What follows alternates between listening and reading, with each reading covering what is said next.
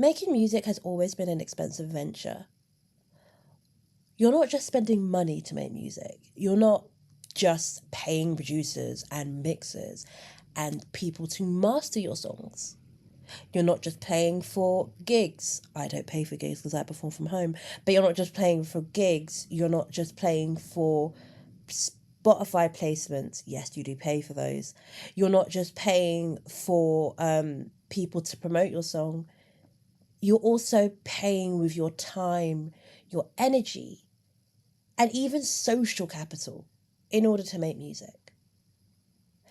This has always been the case, and that has been the foundations of what the music industry is. But a lot of people are feeling the brunt of that, and they're trying to find ways to fix it. Whenever I talk about AI in music, I always reference I'ma Be Rockin' That Body video featuring the Black Eyed Peas, and it has will.i.am, and he's talking to his members, including Fergie. They're talking about AI in its infancy and a version of a fake AI that could mimic the Black Eyed Peas voices to make their songs. And Fergie is opposed to this idea. So she gets onto a motorcycle, she gets hits in the head, and then the music starts. A bit of a sidebar, I love that song. I actually might put that on once I'm done with this. Oh my god, what a bop. Anyway, beside the point. And musicians have always been trying to find easier ways to make music. I would be lying if I didn't say that I've also tried to find easier ways to make music. Why is that? Go back to my first point. Music is expensive. If I could find a way to mimic a pattern that I could either then give to a musician or that I could put into a MIDI program and it can create the sounds that I want, I'm going to do it. Templates and pattern recognitions have been about for the dawn of time. I'm talking, let's go back to like late 1800s, early 1900s. You get those machines, which I cannot remember the name of them, but that would do piano roll. There'd be holes in the piece of paper and you put it in and the piano would start playing music, right? That's pattern recognition. Do you know what I mean? And then from that pattern, other people then maybe made their own songs. That is how music is shared, whatever, blah, blah, blah. But what AI is doing, generative AI, let's be particular here, right? To the music industry is just exploitation and foolishness. But when the industry is built on exploitation and foolishness, you then get bad faith actors who are willing to partake and willing to be the leaders in that charge. And then you also get other people who are being exploited who are too scared to oppose AI because they feel like they're going to be seen as a bad guy. However, you see me, yeah, I've always been a dickhead. So I'm always going to be the bad guy. And here we are. Oppose AI. All right, let's talk about Timbaland quickly. This video is going to get a bit personal because I have a weird relationship with Timbaland's music. I've said this in the previous videos before, but I used to love looking at this show called Behind the Music. Oops, editing Anusha here. I made a bit of a mistake. I did some misinformation. It was not Behind the Music. It was E True Hollywood Story. Now, the difference between Behind the Music and E True Hollywood Story is the amount of mess that is allowed. E True Hollywood Story is it's messy. It's, a little bit of celebrity gossip, that sort of thing. But they did do episodes on musicians. I've got a snippet of the list here. So we've got Spice Girls, Taylor Swift, Tiffany, Timbaland, Tiny Tim, Tiana Tuckett, Usher, The Village People, Amy Winehouse. Do you see where I'm going with this? Like, they're kind of going for the salaciousness of it all. Whereas Behind the Music, to be honest, was not that much different, but it was just a little bit less salacious and a bit more about the creativity and the journey of how they got to where they got to. But we're going to put a pin in that and we're going to discuss what he has been doing currently with AI and what he's been doing on social media with his minions, right? So Timbaland has decided to create a record label with an AI avatar, and this AI avatar is going to start releasing music. Now, someone called Ray Daniels was defending Timbaland on Instagram, and he is falsely comparing AI to people like Bugs Bunny, to like say intellectual property and things like that. He says that Jimmy Irvine, I think that's his name, said to Ray Daniels one day that you need an artist that doesn't talk back. And so Ray Daniels is arguing for AI characters because he's like, well, they don't talk back. You don't have to pay them. You keep all the royalties. Isn't that what we want in the streaming era? In the streaming era. There's a couple of things about that sentence I want to nitpick at. Number one, you're just admitting that you're poor. That's the funny thing about all of this. Is that Timbaland, Ray Daniels, and all the people that are like Swizz Beats, you're another one I'm gonna come for in a second. You're all just admitting that you're not making money, or the money that you want to be making. Because if you're that rich, why are you even bothered? If you're that rich, why are you bothered? Are you not making passive income? What's happening, babes? Are you not making money from Spotify? Why is that? Are you having issues with touring? Why is that? So that's thing number one. Thing number two, a white man saying to a black man, get you someone that doesn't talk back. Is that not slavery? Put a pin in that. But getting you someone that doesn't talk back, especially in this era, where the government, the state, actors are actively arresting people for speaking up against genocide in public. Isn't that interesting? You just want people to exploit. You just want people to exploit, and the cards are on the table. One thing I haven't heard a lot of people talk about, and knowingly because it has been sort of, not hush hush, but it's sort of been like within the music community, but I'm going to share that with you now. Timbaland has also been doing these quote unquote contests where he's just sitting in his room and a lot of artists are sending him songs for him to review. One of my ex-friends from university actually submitted one of her songs and it became a contest. And this contest, she almost won, right? And Timbaland was in her DMs and saying like, oh, I really like this. This is so cool. I really like your sound. I really like your vibe. Now, in an Instagram story, Timbaland said that he didn't use those songs to help make his AI. Now, why should we believe you? When the whole basis of AI is based on, killing the environment, slavery, and stealing from other people. Why should we believe you? Strange. Okay. The industry is pushing this, right? It's not just Timbaland. If you don't know, Spotify have flooded their playlists with AI tracks, AI background tracks. So if you listen to background music, there is a huge chance that you could be listening to AI music. And the reason they're doing this is because they don't want to pay artists. Paying artists is the least of their worries. That's why everyone has sort of collectively agreed that 0.00001.4, whatever the percentage for Spotify is an accurate amount. It is frustrating that, for me anyway, for someone who is utterly opposed to AI, it frustrates me that there has been such a mediocre pushback from artists and online figureheads.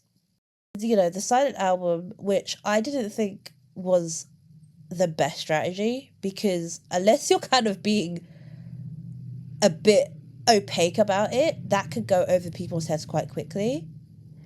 It felt like performance art, which again, with performance, it makes sense, but especially with something like AI, especially with something like the music industry, you've got to be a little bit harder with your critiques. There have been quite a few companies and organizations that have been opposing AI, but again, the pushback has been very neoliberal. It's been very, well, we should regulate it. We should make sure that people don't get screwed over because, AI is the future. It doesn't have to be, but anyway. And I think I just sit there and I'm like, this is how we got here. And I am not shocked, but disappointed that individuals from all sectors cannot see that the mediocre pushback towards things like AI and other things which I'll get to later is the reason why we're in this position in the first place. The fact that we've allowed places like Spotify and other streaming platforms to pay artists so little, that is you already devaluing art. So, what do you expect? Why do you expect artists to be at the forefront? They're not, because they've never been. So, your relationship with art has to be strong. It has to be opaque. You have to say AI should not exist in any format. Because let's run down the list, shall we? 60% fail rate. Hallucinates wrong answers frequently. Slavery. Environmental. Steals people's IP. That's just skimming the top. Now, I'm going to end this with two things. One, what I think we should do as people listen to this video and, if you're a consumer of art. And then I have a message for Timbaland. So, what should we do as artists, as consumers, etc.? Etc. You have to oppose AI and you have to be vigilant about it. Learn how to use search engines without using AI. Try using different platforms. I know it's hard. I know because they make it easy. They act like, oh, this is accessibility. But your accessibility should not ever come at the cost of someone's life. So your translation programs, whatever, should never come at the cost of someone's life. And that's horrible. So no, oppose AI. In all fronts. Deny AI. Right. And I have a little specific message for Timbaland. Timbaland, you're a loser. You're a fucking loser. And I know you don't care. So I'm not going to try and appeal to your artistic nature. I'm not going to try and appeal to your moral sensibilities because you have none. You're a fucking loser. And I cannot wait until you dissipate into nothing. Let's bring back to that Behind the Music documentary that so many people have referenced, but I was there when it premiered. Timbaland said that he married his now ex-wife because he looks like Aaliyah. Someone who he started working with at a very young age. And he said, verbatim, in this Behind the Music documentary, which I wish I had the clip of because I cannot find it anywhere, that he was in love with Aaliyah. Not like a friend, not like a little sister, but was in love with her. But he never could say because he didn't want to be seen as weird. But he's now told us, almost like, hold on, when did she die? 2001? Or 2002? Let's just say 10 years after she died. Does that not make you a bit of a loser?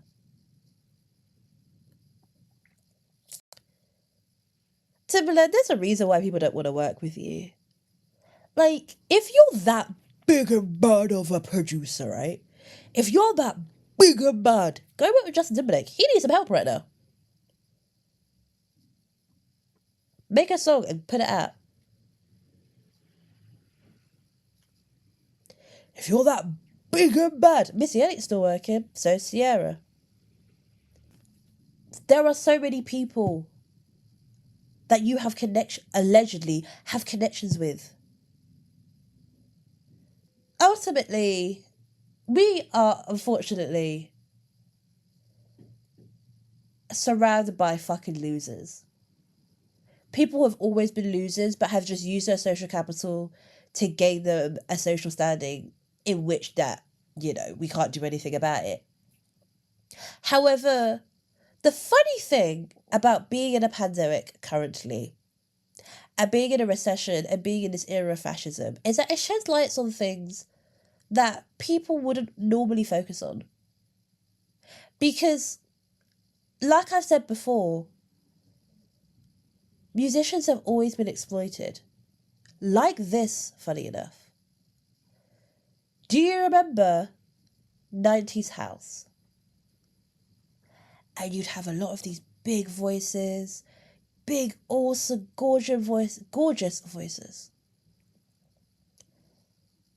But you'd watch a music video and it'd just be like a skinny, light-skinned person. Well, did you know, viewer, that a lot of these record labels didn't see it for the original voices? They're just like, put a skinny person there and they can just mime the song. So some of these people who created some of your favourite house songs either didn't get properly credited or didn't get what they the recognition that they deserved. And they were being exploited. And so the reason why I bring all this up is to illustrate that exploitation has happened for years. For years in the music industry. There are so many stories that as someone who is just talking in their bed, it's rolling off the tongue. If I were to do some research, I would be doing research for the rest of my life to figure out big stories of people being exploited. But I think what is worrying about AI is that the sheen around it is too strong. There's a lot of money behind AI. There's a lot of people behind AI. And there's not enough people who are being opaque and are opposing it. There is no regulation that works with AI. Again, let me remind you, 60% wrong, slavery, environmentalism, stealing, hallucinations. It is not worth it. Alas, this is probably the first video where I'm actually going to say, please share this. Please share this video. I'm going to split it up into clips as we usually do as creators. Please either share those small clips or share some of the visuals from this video, because